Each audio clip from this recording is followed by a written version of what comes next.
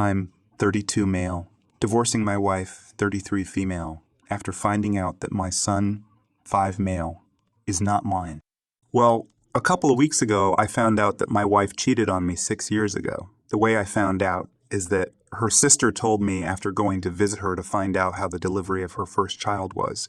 She confessed to me that 6 years ago, my wife told her that she slept drunk with her best friend. In her words, my wife was very sorry.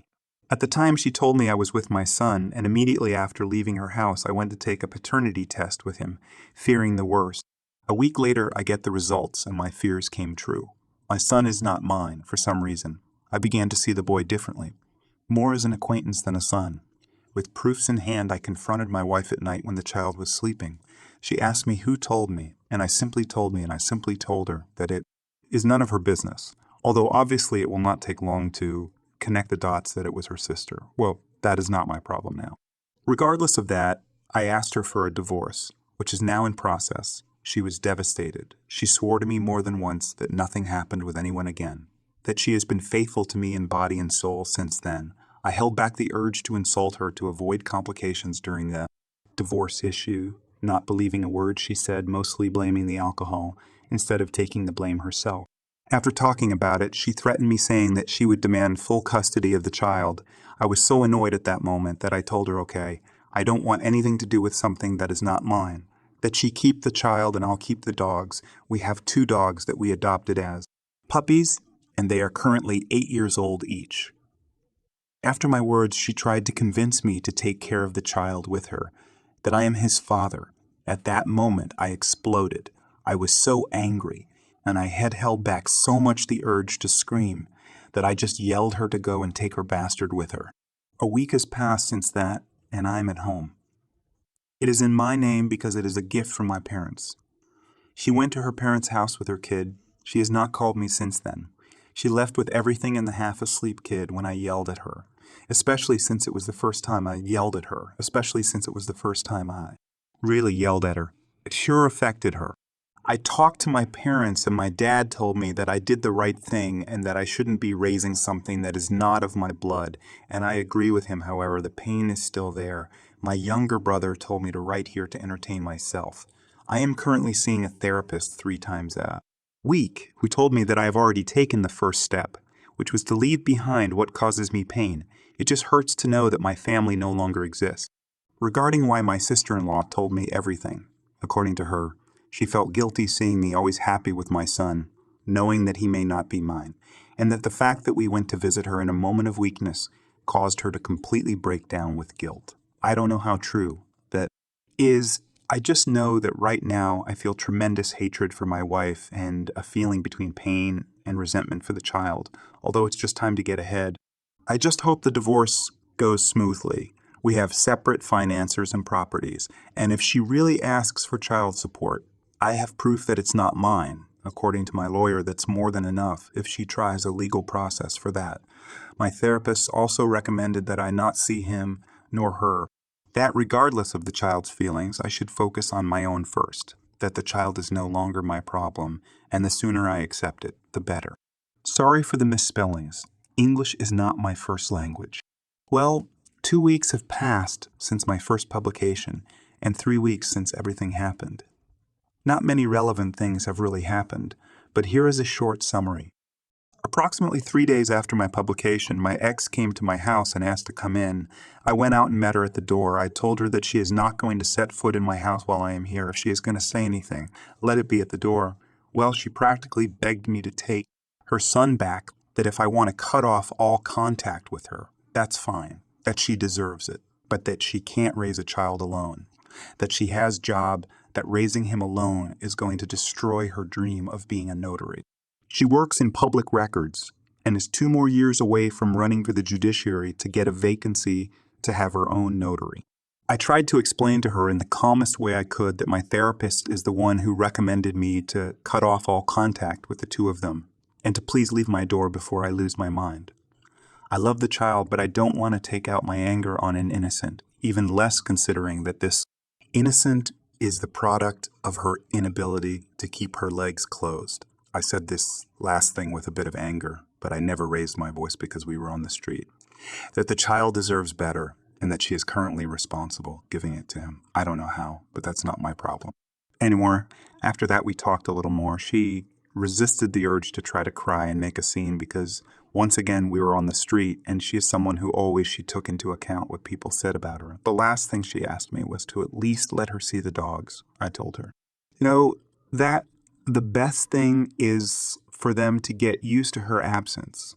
See her again after so much time will only make them euphoric. After that, she just nodded and left. 2 days after that, she called me when she received the divorce papers. My mistake was answering the phone because immediately after about 30 minutes she was yelling, to which I later managed to say that the papers must have the number of my civil lawyer, so she can call her if she has any questions. After that, I silenced her number. She has not come to my house since then, nor tried to call again. That same day, I contacted a friend that I made during my master's degree. I told her to go out. She accepted, and well, we've been going out since then. Finally, last Friday, I told her to be an exclusive couple, and she accepted. She has stayed asleep at my house for a few days. She already knows my dogs and adores them, which I appreciate because I couldn't start something with someone who doesn't accept my pets. We are currently taking things easy. She knows the drama I am having with my ex and the child, and she respects my decision. She asked me if I will ever have contact with the child again. I told her maybe when he is of age to understand my decisions, but that I don't expect it to interfere with my life in the future, to which she just nodded and was glad that I take myself as a priority during this process. Maybe this took a little longer than I expected, but this is the summary of what happened these days, and well, many people have been asking me for an update, so here it is. Well, how to say it, I'm officially a divorced man.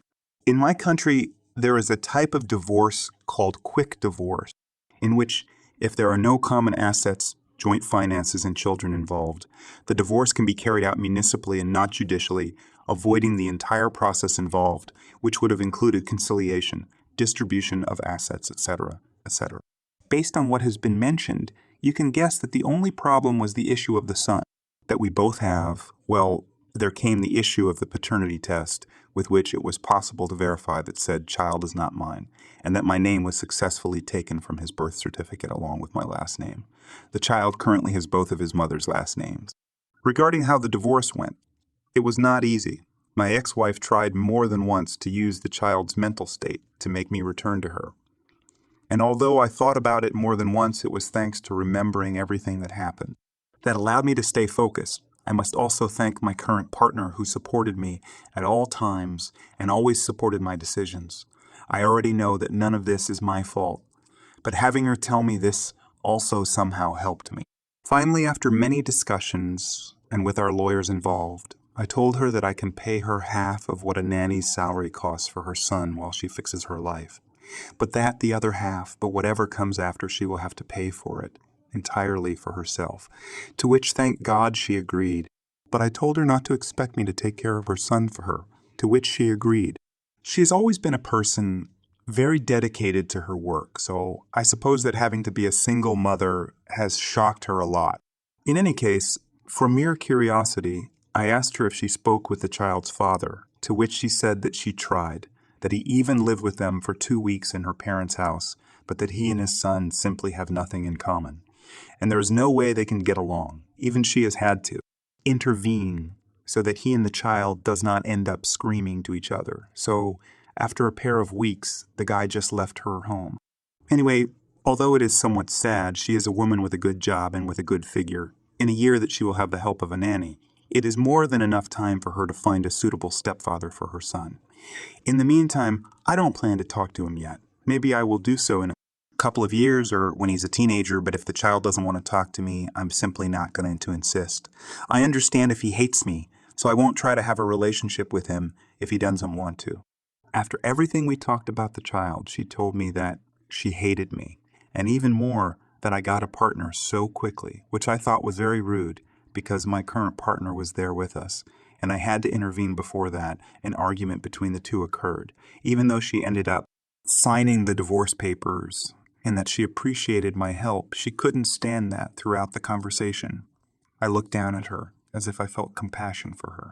She has always been a fairly proud person because everything she has achieved has been on her own merit. So me looking down on her as making her less than me made her feel hurt and angry. I told her that I know what she's talking about. I just have the same look as always.